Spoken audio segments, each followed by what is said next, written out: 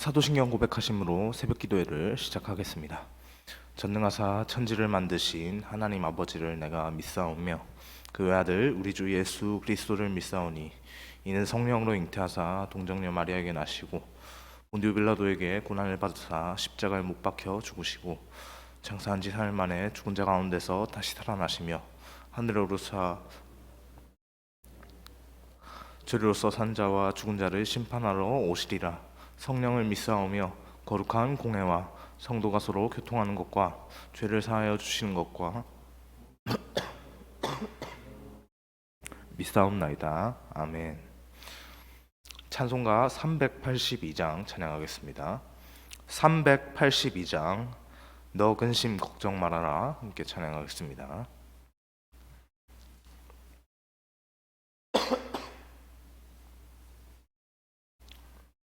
382장입니다.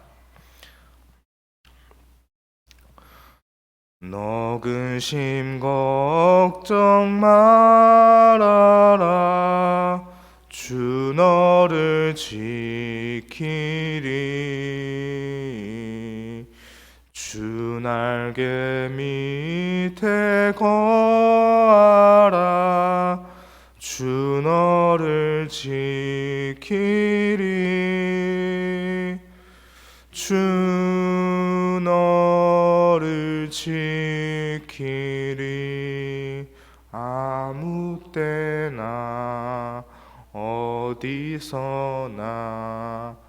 주 너를 지키리 늘 지켜주시리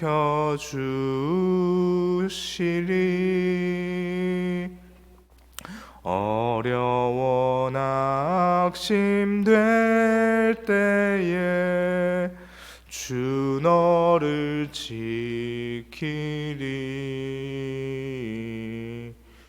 위험한 일을 당할 때 주 너를 주 너를 지키리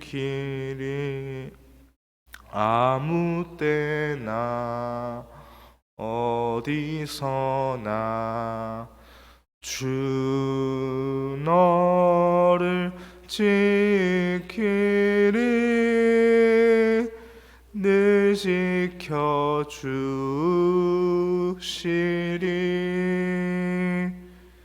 너 쓸 것 미리 아시고 주 너를 지키리 구하는 것을 주시며 주 너를 지키리 주 너를 지키리 아무 때나 어디서나 주 너를 지키리 늘 지켜주시리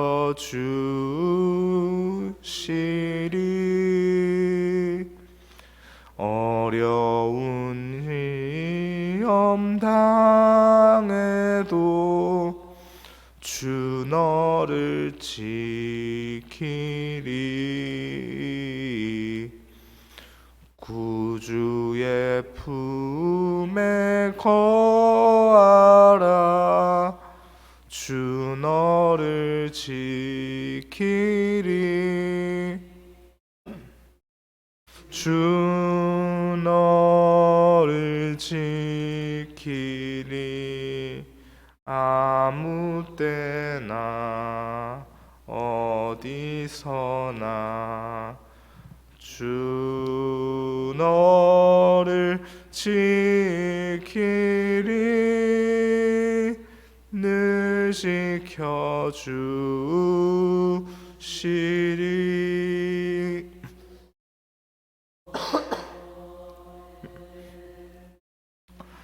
아멘. 이 시간에 함께 보실 하나님의 말씀은 민수기 9장 15절에서 23절의 말씀입니다. 민수기 9장 15절에서 23절의 말씀 함께 읽겠습니다.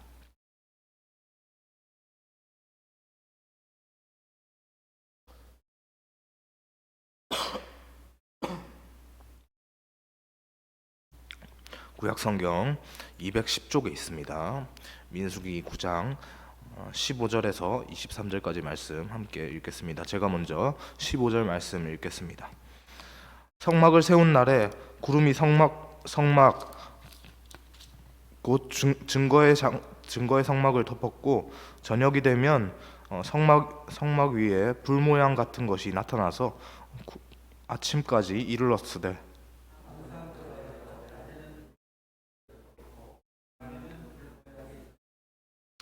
구름이 성막에서 떠오르는 때에는 이스라엘 자손이 곧 행진하였고, 구름이 머무는 곳에 이스라엘 자손이 진을 쳤으니,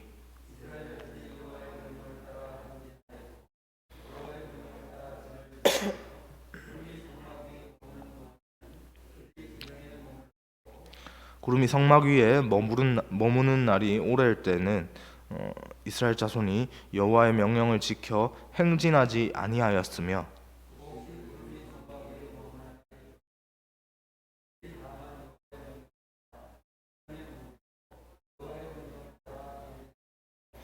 혹시 구름이 저녁부터 아침까지 있다가 아침에 그 구름이 떠오를 때에는 그들이 행진하였고, 구름이 밤낮 있다가 떠오르면 곧 행진하였으며,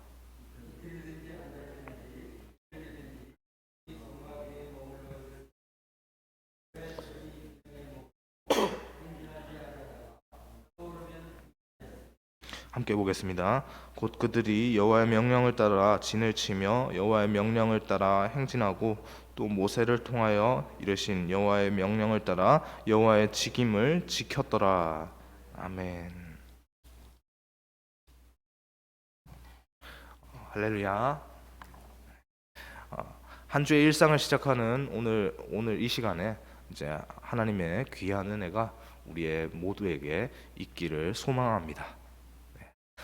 이 당시에는 이 본문이 기록된 당시에는 이스라엘 백성은 가나안 땅에 들어가기 위해 광야를 통과하고 있는 중입니다. 여러분, 아무것도 없는 황량한 곳이 광야 아닙니까? 그래서 이름이 광야 아닙니까? 그곳에서 이스라엘 백성이 하나님께서 약속하신 그 젖과 꿀이 흐르는 땅으로 가려면, 광야에서 젖과 꿀이 흐르는 가나안 땅으로 가려면 어떻게 해야 합니까? 오늘 우리 시대라면 스마트폰을 이용해서 지도 앱이나 내비 앱으로 그렇게 길을 안내받을 수도 있을 겁니다. 요즘 시대가 아니라도 광야에 대한 사전 정보를 담은 것이 우리 그 옛날부터 오던 종이로 된 지도 있지 않습니까? 뭐 어떤 예를 들어서 우리가 뭐 내비나 이런 것들이 잘 되어 있지 않던 80년대, 90년대도 우리가 길 찾을 때 보면 지도 펴놓고 막 이렇게 서울에서 부산까지 이제 서울에서 부산 어디로 가려고 하는데, 부산에 어디로 가면 길은 어디로 가야 되지 하면서 이렇게 막 지도로 막 이렇게 찾고 막 그러지 않았습니까? 그런 식으로 이제 광야에 대한 어떤 사전 정보가 담겨져 있는 지도 같은 것이 문서화돼 가지고 이렇게 있었다면, 그들이 그 이스라엘 백성들의 그런 것이 이스라엘 백성들에게 있었다면, 이스라엘은 광야 가운데서 그렇게 38년 동안 유리하지 않을 수도 있지 않았을까요? 하는 그런 생각을 해보면서 오늘 본문을 한번 살펴보길 원합니다. 성막을 세운 날에 구름이 성막을 덮었습니다. 이 구름은 하나님이 이스라엘 백성 가운데 임재하시고 또 함께 하신다라는 의미를 담은 실제 그 현상입니다. 자연 현상이죠. 광야는 사람이 살기에 그리 좋은 환경이 아닙니다. 그런 곳에서 이스라엘 백성은 살아내야 했습니다. 왜 그렇습니까? 이스라엘 백성들에게 주어진 미션이 있죠. 무엇입니까? 적과 꿀이 흐르는 땅으로 들어가라 라는 것입니다. 물론 이스라엘 백성들 그 1세대는 광야 1세대는 그 하나님께 불순종한 그런 모습들로 인해서 여호수아와 갈렙을 제외하고는 광야 1세대는 모세까지도 다 죽어버리는 그런 비극적인 상황이 맞이했지만, 그럼에도 불구하고 하나님께서는 그 광야 2세대들, 광야에서 태어나고 자랐던 그 어린 시절을 보냈던 그 광야 2세대들을 통해서 그 적과 꿀이 흐르는 땅으로 결국에는 그들을 인도하는 모습들을 보여주셨습니다. 그것이 그 이스라엘 백성들에게 주어진 목표였죠.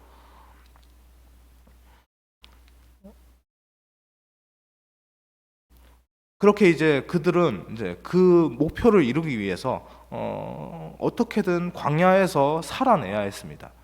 그러나 그 광야는 살기가 좋은 곳이 아니었죠.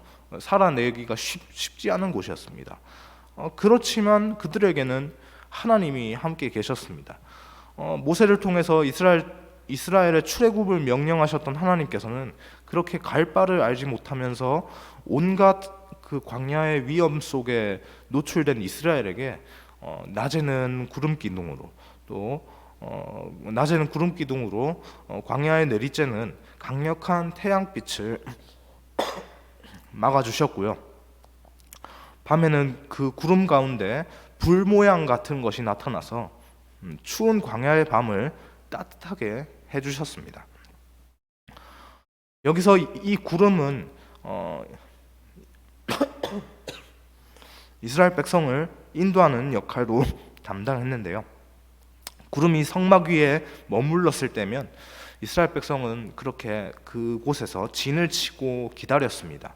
한 달이든 1년이든 구름이 떠오르지 않으면, 구름이 떠오르지 않고 그 자리에 가만히 있거나 그렇게 있으면 행진하지 않고 머무르는 모습을 보여줍니다. 18절에서 23절에 반복적으로 등장하는 표현이 하나 있는데요. 바로 여호와의 명령을 따라입니다.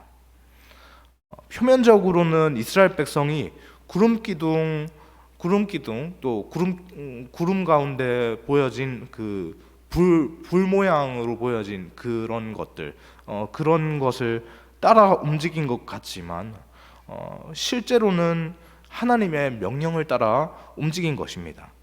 이스라엘에게 가장 중요한 것은 이 구름의 움직임, 이것이 아니라 이 구름의 움직임을 따라 움직이라라고 명령하신 그 하나님의 명령, 이것이었죠. 그들이 진을 치거나 움직이는 모든 근거는 그 하나님의 말씀, 구름을 따라 움직이라 하는 그 하나님의 말씀에 있었습니다. 그들은 하나님의 말씀 없이는 한 걸음도 움직이거나 멈출 수가 없었습니다.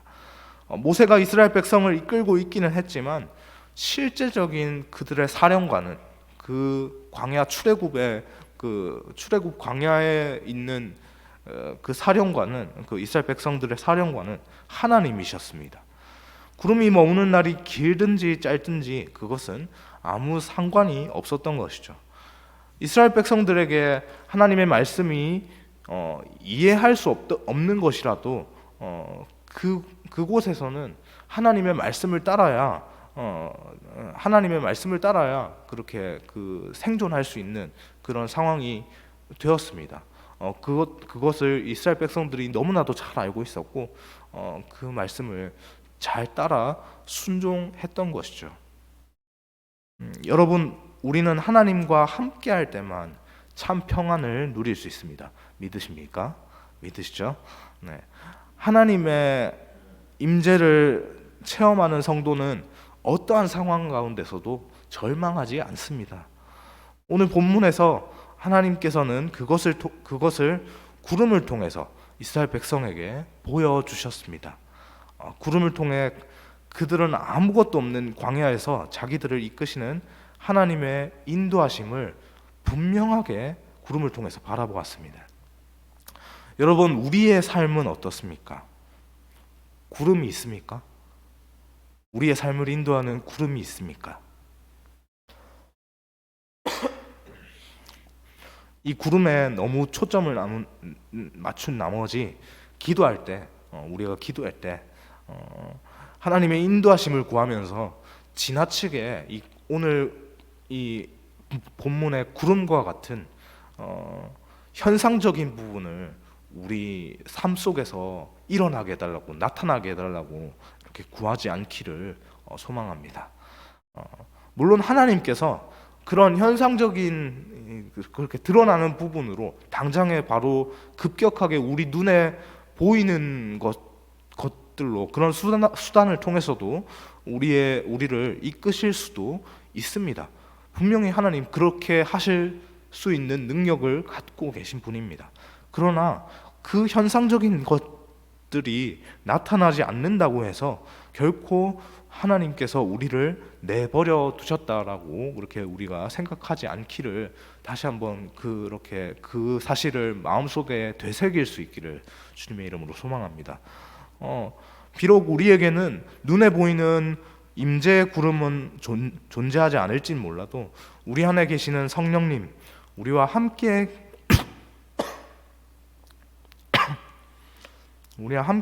하시겠다고 약속하신 예수 그리스도 안에서 우리는 항상 하나님의 임재를 느끼고 놀라운 그런 은혜 가운데, 하나님의 놀라운 은혜 가운데 살아갈 수 있습니다. 그것이 우리에게 주어진 하나님의 말씀, 성경 66권의 그 사실들이 담겨서 우리 곁에 항상 하나님의 말씀으로 곁에 있습니다. 성경으로 충분합니다. 성경에 기록된 인물 가운데 예수님을 제외하고 죽지 않은 인물이 딱 두 사람 있는데요. 한 명은 능력의 선지자로 불리는 그 엘리야였고요. 또 다른 한 명은 향년 365년의 일기로 죽지 않고 하나님의 부름을 받았다라고 하는 죽었다라는 기록이 있는 것이 아니라 하나님께 부름을 받았다라는 기록이 있는 그 에녹이라는 사람입니다. 그에 대해서 성경은 이렇게 말을 합니다. 창세기 5장 24절입니다. 제가 읽겠습니다. 창세기 5장 24절에 이렇게 기록되어 있습니다. 에녹이 하나님과 동행하였더니 하나님이 그를 데려가심으로 세상에 있지 아니하였더라. 에녹이 평생 동안 하나님과 동행하였던 것처럼 우리도 날마다 하나님과 동행하면서 하나님의 임재하심을 체험하며 살아갈 수 있게 소망합니다. 하나님은 당신의 백성 가운데 거하시기를 기뻐하시는 분입니다. 하나님은 그렇게 기뻐하시면서 우리 가운데 거하시는 분입니다. 성막 위에 구름으로 임재하신 하나님은 이제 성령의 내주하심으로 우리와 영원토록 끝까지 우리의 삶 끝나는 그날까지 우리와 함께 하신다고 약속하셨습니다. 말씀을 정리하겠습니다. 제가 맨 처음에 이스라엘에게 광야에 대한 사전 정보를 담은 그 지도가 주어졌다면 그들은 광야 가운데 38년 동안 유리하지 않을 수도 있지 않았을까라는 그런 질문을 드렸습니다. 이 질문의 전제는요, 민수기의 잘못된 행동으로 38년을 더 유리하게 된 그 이스라엘의 현재 상황을 이스라엘의 상황을 부정적으로 바라보는 겁니다.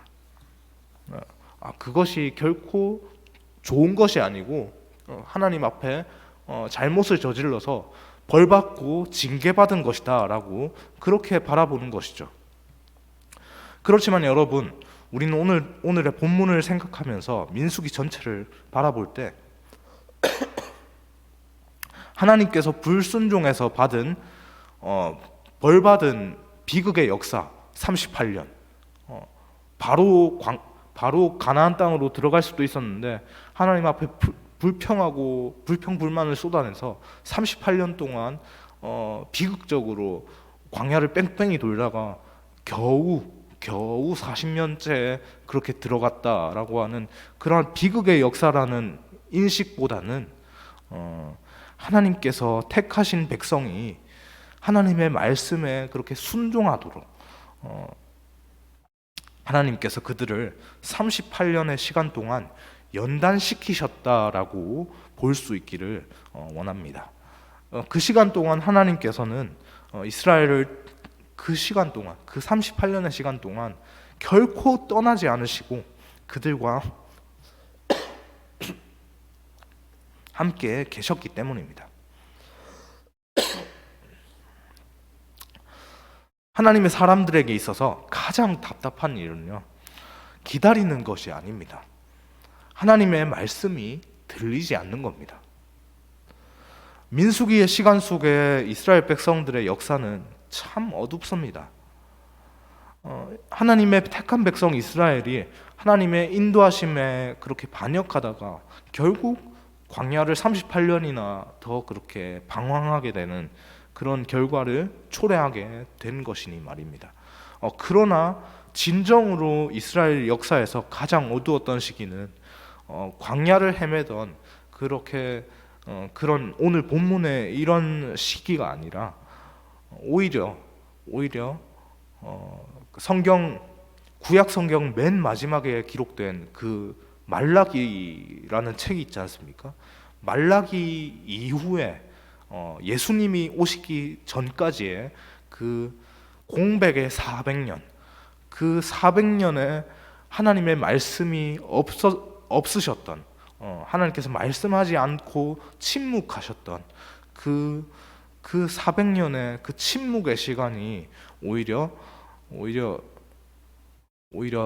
더 어두웠던 시기라고 그렇게 생각이 되어집니다. 왜냐하면 하나님께서 말씀하지 않으셨기 때문입니다. 함께 계셨던 하나님이 지금 본문 가운데서는 하나님께서 그래도 이스라엘은 38년을 광야에서 떠돌게 된 상황이지만 그 가운데 하나님의 말씀이 있습니다. 그렇지만 그 말라기 이후에 그 400년의 시간은 하나님의 말씀이 존재하지 않는 시간이었죠. 그 침묵의 시간이 오히려 우리에게 또 그 택한 백성에게 더욱더 어두웠던 시기다라고 그렇게 생각이 되어집니다. 오늘 본문의 이스라엘은 아무것도 없고 도무지 알 수도 없는 그 광야 한복판에 있었지만요, 그 황량한 광야 가운데서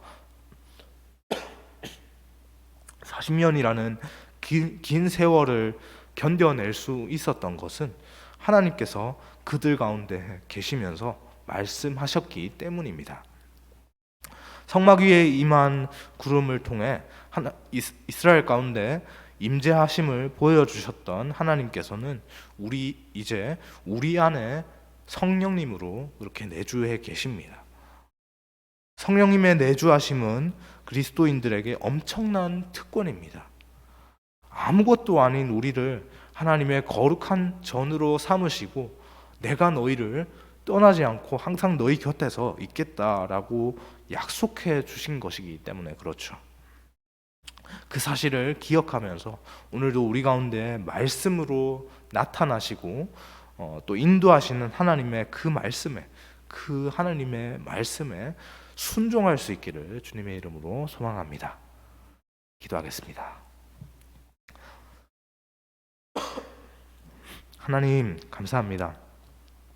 하나님, 우리의 마음 가운데 하나님 때때로 우리의 삶의 모든 문제들, 여러 가지 문제들이 너무나도 우리가 내기에는 벅찬 것들이 너무나도 많아서 하나님께서 이것 좀 해결해 달라고 그렇게 하나님의 도우심을 구하면서 어쩌면 하나님께서 실제적으로 일하시는 그런 모습들을 보여달라고 그렇게 요구를 하면서 그렇게 살아갈 때가 너무나 많습니다. 하나님, 그렇지만 오늘 광야에서 이스라엘 백성들을 인도하셨던 그 구름 기둥, 구름 기둥 가운데 나타난 그 불 모양의 그것으로 하나님 인도하셨던 것처럼 그 인도하심, 그 하나님께서 인도하셨던 그 구름 기둥 자체보다 하나님 우리가 더욱더 바라고 구해야 하는 것은 하나님께서 우리와 함께 하시고 우리 가운데 말씀하신다는 사실임을 하나님 우리가 다시 한번 기억할 수 있게 하여 주옵소서. 하나님, 그리하여서 이 말씀 붙들고 우리 가운데 항상 함께 하시는 하나님의 말씀을 붙들고 세상을 살아가며 힘을 내고 세상을 능히 감당하며 살아갈 수 있는 우리의 모든 신앙의 모습이 되어지게 인도하여 주옵소서. 그 하루를 오늘도 시작합니다. 오늘 이 하루 가운데 하나님께서 놀라운 은혜를 또 저희 가운데, 저희의 삶 가운데 허락하여 주실 것인데, 그 은혜들을 하나님 우리가 우리 믿음의 눈으로 하나님께서 주신 우리의 삶의 은혜다라고 발견하면서 살아갈 수 있는 그 은혜로 고백하며 살아갈 수 있는 우리의 모든 모습이 다 되어질 수 있도록 인도하여 주옵소서. 감사드리며 예수님의 이름으로 기도합니다. 아멘.